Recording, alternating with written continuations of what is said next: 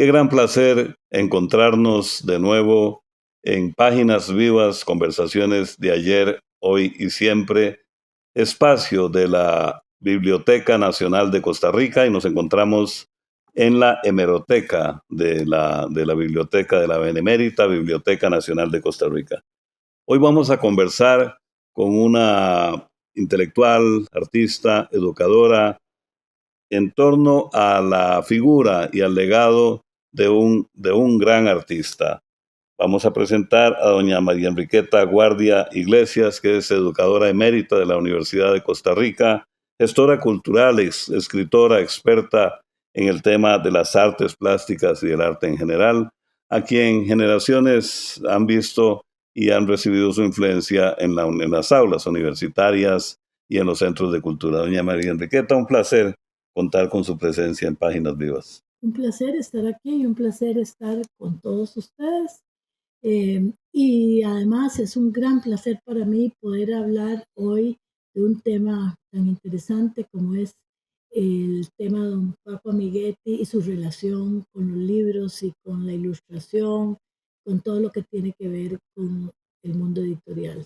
Exactamente. Y que quería eh, citar tres de sus frases significativas realmente en torno a su arte, en torno a su percepción del país, de la humanidad en general, de los valores.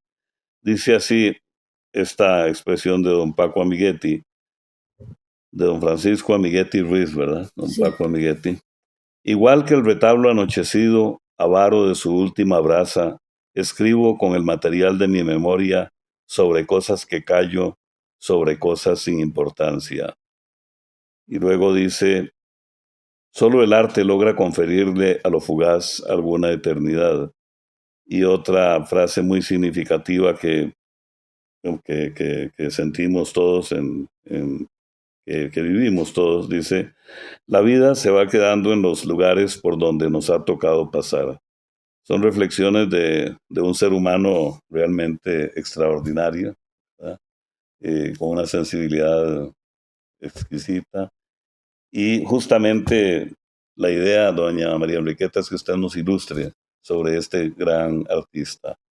Y podemos pensar, digamos, o partir para hacer yo alguna pregunta, digamos, ¿qué significa el legado de don Francisco Amiguetti en las artes plásticas y más que todo en la sociedad, lo que es el costarricense, en su desempeño profesional y artístico?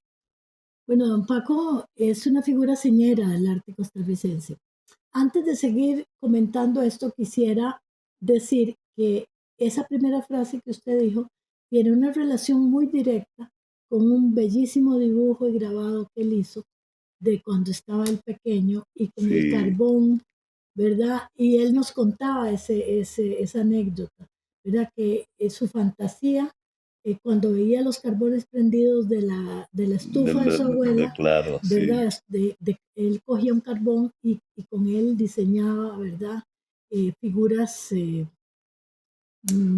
ilusorias que Sí, tenía en sí, ese momento y eso era una anécdota que nos encantaba a todos sí, y que nos daba un poco la dimensión de lo que había sido un Paco desde niño, ¿verdad? claro, y de cómo esa vena artística nace Nace espontáneamente. espontánea desde pequeño. Sí, ese en la que se ve la abuela sentadita y la Exacto, estufa sí, y los exacto. Pero semillas. hay algunos dibujos sobre eso. En todo caso es una anécdota muy linda que él también contaba, ¿verdad? Y que él cuenta en algunos de sus libros. Bueno, él es una figura señera en muchos sentidos. Ujú. Entonces, don Paco eh, es autodidacto, prácticamente autodidacta, ¿verdad? Y es un hombre que se hace a sí mismo en las artes plásticas, pero antes de empezar a surgir como artista plástico, él es un hombre que lee mucho, que investiga, que dibuja, que, que logra, digamos, mm, eh, tener una visión de mundo bastante amplia, ¿verdad? Y entonces empieza sus viajes es muy interesante cómo él desde bastante joven se interesa por el grabado, ¿verdad? El dibujo primero y después con el grabado. Pero entonces él va a tener una gran importancia como artista plástico de los años 30 y posterior.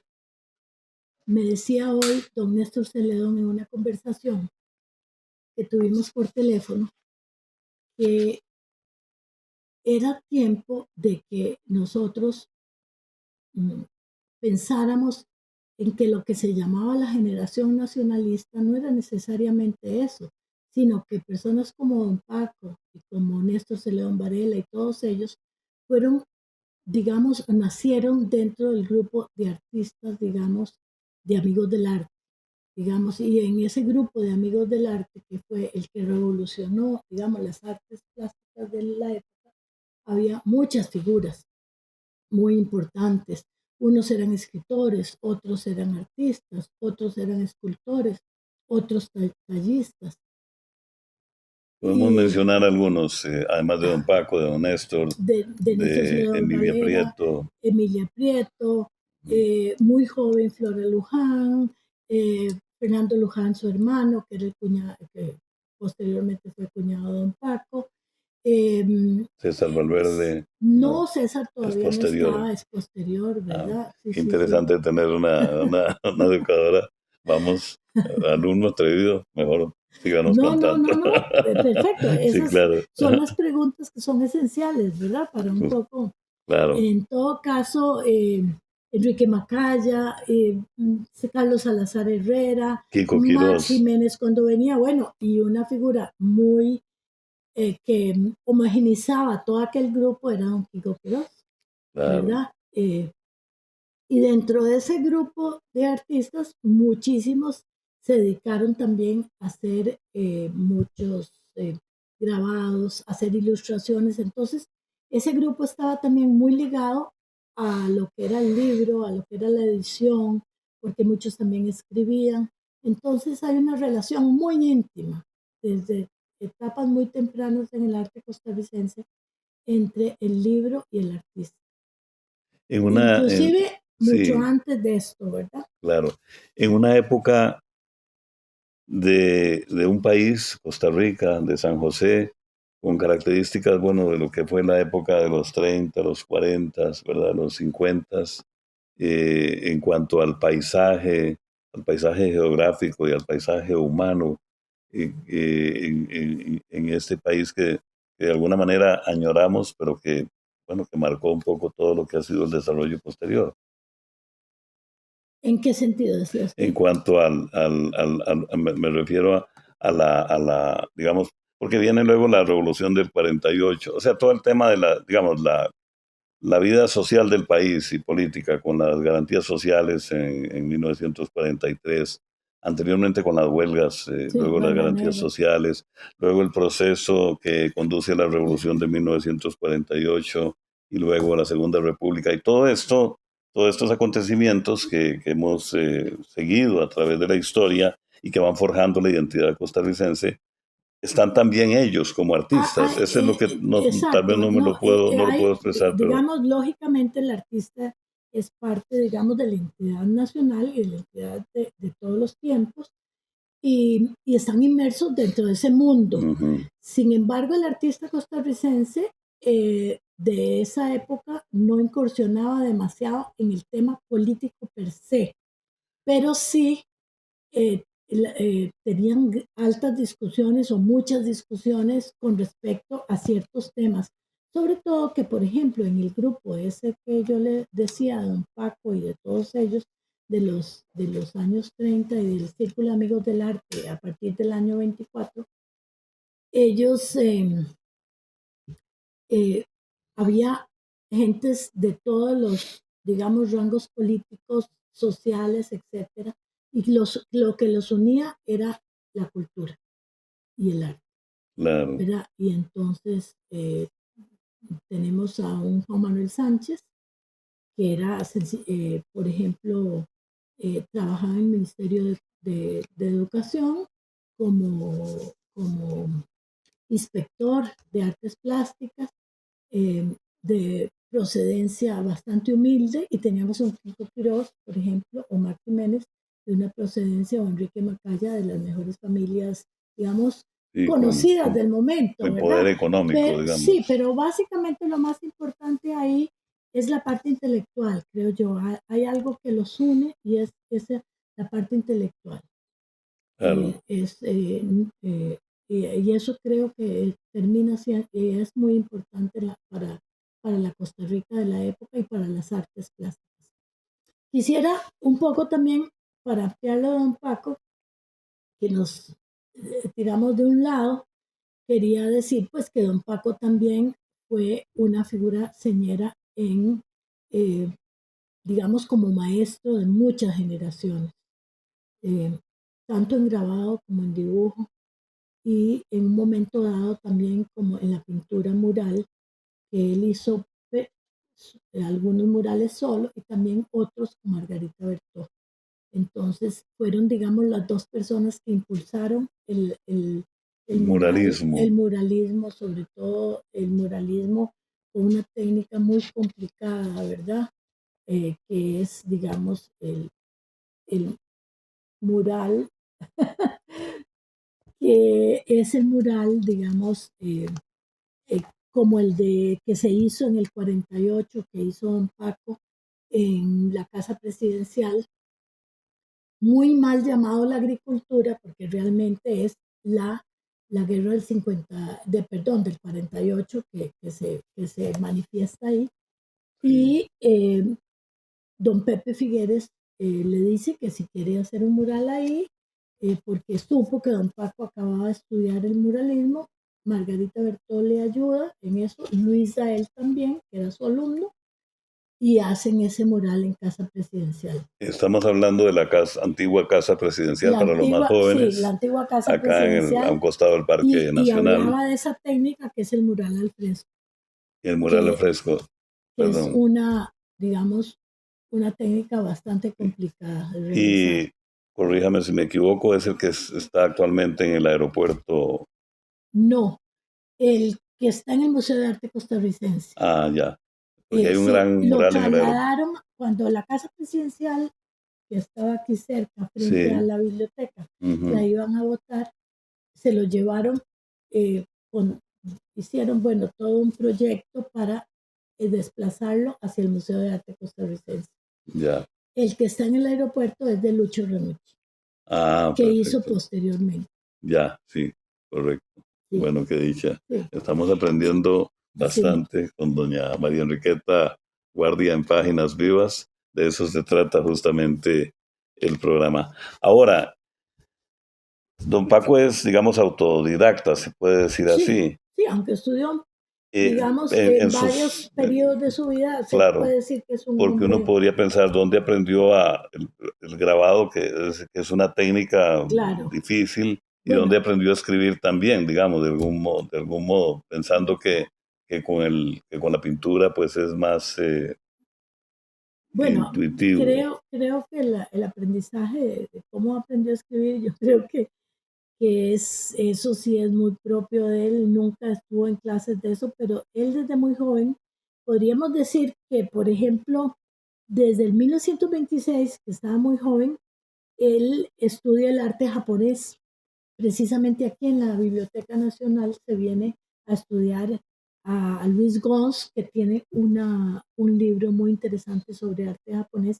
Se interesa en el arte japonés. Un poquito después, algunos de sus dibujos son publicados en un álbum, eh, y este álbum o parte de esos dibujos se publican en el repertorio americano, y esas son, digamos, las primeras veces a donde vemos a este joven artista ligado a las letras, pero, o al, digamos, a los libros, en este caso no escribiendo, sino haciendo su planteamiento pictórico o artístico, ¿verdad? Claro, es decir, digamos que sí, es eh, lo fundamental ahí eran los dibujos o las pinturas o, En este caso, la y la primera vez, escritura reforzando. exacto, la primera vez que él lo hace, mira, el 27, que le Ujú. publican sus dibujos, Y posteriormente, en el 29, él conoce a García Monge a través de su esposa Emilia Prieto, que ya publicaba en Repertorio Americano. Entonces, eh, don Joaquín García lo conmita a que él publique o publicarle algunos de sus grabados, y entonces ahí es donde empieza su publicación realmente de grabados en Repertorio Americano. Eran personas realmente notables, ¿verdad? Eh, sí, bueno, tanto que han trascendido y han forjado nuestra historia, pero don Joaquín García Monge también tenía un repertorio americano y tenía una proyección internacional en una época en la que también hay que Sí, tener en cuenta que no había las comunicaciones. Insistimos en eso porque nos ven personas muy jóvenes también, sí. ¿verdad? Que no había las comunicaciones que existen ahora para relacionarse los artistas, por lo menos a nivel latinoamericano. Sí, bueno, la labor de don Joaquín García Monge es una labor eh, con una dimensión gigantesca, ¿verdad? Sí. Por muchas décadas y enorme, y precisamente no solo el repertorio americano se veía en muchos lugares y se enviaba a muchos lugares y lo leían muchos intelectuales latinoamericanos y españoles, sino también que muchos de ellos precisamente escribían ahí, o el señor Joaquín García Monge les publicaba. Ujú. Y ahí hay una relación muy interesante, porque muchos de los artículos que se publicaban ahí siempre estaban acompañados de grabados, ya fuera de doña Luisa, eh, ya fuera perdón, de doña Luisa no, sino más bien de doña eh, el- la señora Prieto, ¿verdad? Emilia, doña De doña Emilia. Emilia, también de Lastenia Araujo, que era otra amistad de ella, que es una pintora y una artista muy interesante, salvadoreña, que llegó a vivir a Costa Rica, de don Paco, también del Indio Sánchez. Entonces hay una relación que don Joaquín permite que haya esa interrelación artes plásticas y literatura constantemente presente en el repertorio americano. Claro. Estamos con doña María Enriqueta Guardia Iglesias en Páginas Vivas, conversaciones de ayer, hoy y siempre, conversando acerca de la dimensión humana y artística de don Francisco Paco Amiguetti y de otras figuras de su generación. Vamos a una pausa y ya volvemos.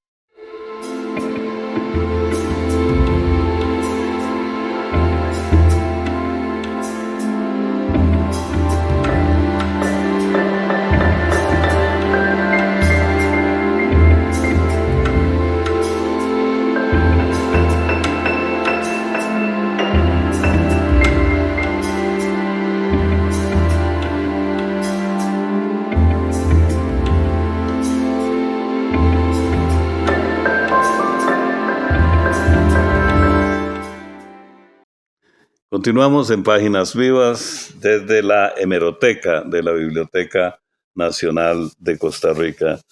Doña María Enriqueta, justamente mientras conversamos, el estilo del programa pues va presentando las páginas vivas de los periódicos, ¿verdad? Que no son letra muerta, sino que al abrir cada uno de estos empastados surgen esas Claro. figuras y esas épocas.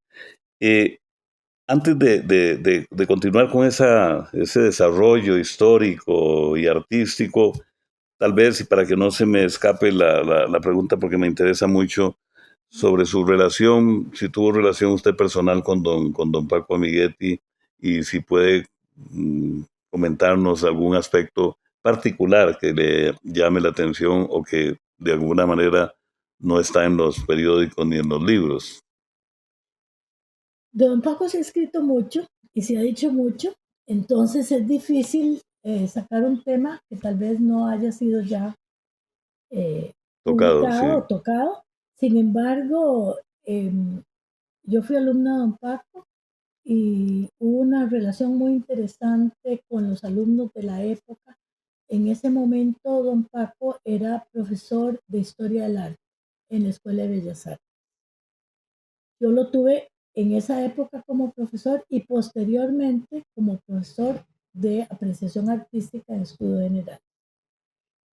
Pero sin embargo, cuando fue profesor de nosotros en Bellas Artes, de Historia del Arte, daba unas charlas muy amenas. Y lo más interesante es que si usted quería ahondar en algo, hacía preguntas, se le hacían preguntas a don Paco y don Paco siempre sabía más y más y más, porque Sí. lo que él enseñaba era solo una pequeña parte de aquel mundo que él tenía eh, muy, eh, muy dentro de sí, y era porque además de su experiencia de viajes, él tenía una experiencia de lectura enorme porque era un gran lector y entonces no solo nos podía recomendar bibliografía, sino que los temas se podían ampliar todo lo que el alumno quisiera. Y una de las cosas que a nosotros, algunos de nosotros nos angustiaban, era que no sabíamos suficiente para poder extraer de sí todo lo que él, todo ese conocimiento que tenía don Paco. Eso me pasa a mí ahora con usted, un poquito. Un poquito, no mucho. Pero viera que era un profesor muy ameno y también tenía un poder de síntesis muy interesante. Y la historia del arte, él la enseñaba no como una cosa, como una secuencia de cosas que van una tras otra, sino de situaciones generales y las ligaba no solo a la historia, sino a eventos políticos, artísticos, etcétera. Entonces era muy interesante. Inclusive en momentos dados nos ponía a leer algunas novelas que se habían dado sobre temas que él nos estaba enseñando. Eh, y era una persona locuaz eh, y era muy ameno. Entonces eran dos cosas que eran importantes. ¿Y cómo se relacionaban entre ellos? Porque también tenían diferentes corrientes ideológicas, digamos. Emilia Prieto, bueno, fue posterior a Emilia, ¿verdad? Un Sí, poco. sí, le cuento, Sí, ya para cuando yo fui alumna de don Paco, sí, ya el comunismo, digamos, violento que manejaba, o digamos, perdón, la ideología comunista violenta que manejaba un poco Emilia y que chocaba con don Paco, porque aunque él tenía intereses sociales, no eran de la misma manera que Emilia. Ya eso había pasado hacía mucho tiempo. Digamos, yo fui alumna de él a finales de los 60. claro, Entonces ya era una época completamente diferente, ¿verdad? claro.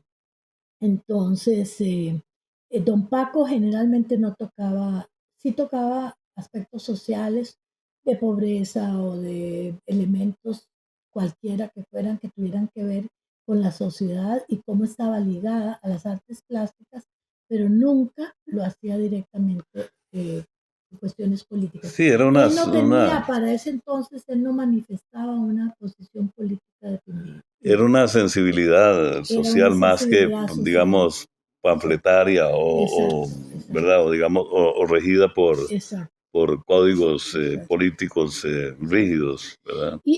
En la escuela de Bellas Artes de esa época había mucha camaradería entre profesores y alumnos, Ujú.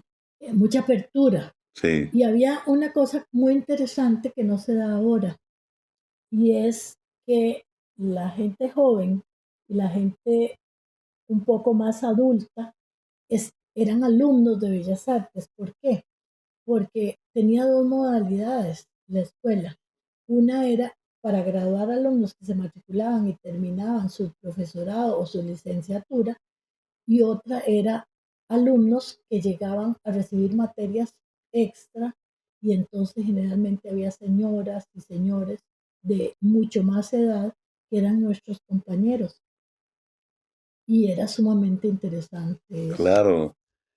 Qué bonito ya eso en el contexto de la educación universitaria, de toda la trayectoria y de toda la siembra que ha hecho la Universidad de Costa Rica. Estamos hablando en aquellos tiempos de lo que ahora serían programas especiales para personas adultas mayores. Exacto, ¿no? En ese tiempo estaban completamente integrados. Pero cuando le digo mayores, pues nosotros teníamos 17 años o 18, ¿verdad? Ellos tendrían unos 25, otros 40, Claro, otros 50, ¿verdad? No, también claro. había algunos un poco mayores. Y los profesores también eran profesores de todas las edades, pero había mucha camaradería. Es muy interesante porque estando precisamente en esa escuela, que era, a mí me tocó empezar en, frente a lo que ahora es la Corte Suprema de Justicia, Sí. donde, que era al lado del Paraninfo, Y acá en González estaba la Lama. escuela, en González Lama estaba la Escuela de Bellas Artes. Y me acuerdo que en los recreos y en los ratos libres íbamos a ver a don John Portugués trabajando el, el relieve que ahora es el relieve que está en la corte, que es el relieve de la justicia, que es la justicia, Sí, ¿verdad? Entonces, emblemático que está ahí. emblemática. Y es una técnica muy interesante que en Costa Rica no sea, muy pocos escultores la hacen, ¿verdad? Que Sí, es que se toma una plancha de metal, en este caso bronce, y a golpe de martillo y de fuego y de calor se va, se va estirando y estirando para lograr y se la forma, forja. digamos. Exacto, eso es la forja. Se forja y el relieve, digamos, hecho a base digamos, de calor y martillo. Y eso es Claro. una técnica muy poco usada. Fue usada de cierta manera ahora en el monumento que se hizo de la independencia en Cartago. Sí, el Este nuevo. joven escultor utilizó parte de la escultura es hecha con esa técnica. Eso que ustedes nos comentan, bueno, me motiva y creo que a todos, todas las personas que nos ven, a que de pronto tendríamos que caminar con más calma por nuestras calles, ¿verdad? Así, Porque pasa uno apurado por el frente de del circuito judicial o de la Corte Suprema de Justicia y qué bueno que por lo menos ahora nos queda esa inquietud de observarlo bien y de conocer un poco todo ese origen, ¿verdad? sí. Doña María Enriqueta, lamentablemente, como pasa en en estos casos, eh, muy corto el tiempo como para cubrir ni siquiera la dimensión humana y artística de una figura, don Paco Amiguetti, sino que está tan ligada con toda la historia y todo el arte costarricense en sus distintas manifestaciones y personajes que lo que queremos más bien es comprometerla a que nos dé una segunda, tercera y varias lecciones sobre este tema tan apasionante. Bueno, no serían lecciones, sencillamente sería una Bueno, conversación sobre conversaciones. algún, ¿verdad? Sobre Sí, exacto. algunos Que temas sigamos conversando, interesantes. Pero exactamente. sí es importante tal vez subrayar, para no dejarlo inconcluso, es que don Paco, a partir del momento que él se le empiezan a publicar sus primeros grabados, él después empieza, más o menos en los años 30, a escribir también, publicar sus propias cosas y también a ilustrar libros de algunas personas y también ilustrar revistas infantiles y todo, y eso es muy interesante, que muchas de ellas están aquí. Claro, y además le daban al autor, Sí, por decirlo de alguna manera, potenciaban su obra claro. extraordinariamente. Gracias. Les pedimos siempre a nuestras personas invitadas que nos pongan el nombre sobre una de las páginas que han pasado mientras conversamos, como Bueno, un aquí autógrafo. es muy interesante porque aquí está un grabado y una pintura sobre tabla de don Paco, que es su mismo tema, ¿verdad? Ah, muy bien. Que es, sí, La vamos a mostrar entonces un poquito a la cámara, ¿verdad? Para que no se nos... el grabado exacto. y la pintura de un mismo tema que tiene que ver con, con las procesiones. Maravilloso. Bueno, aquí está Emilia. Ah, sí.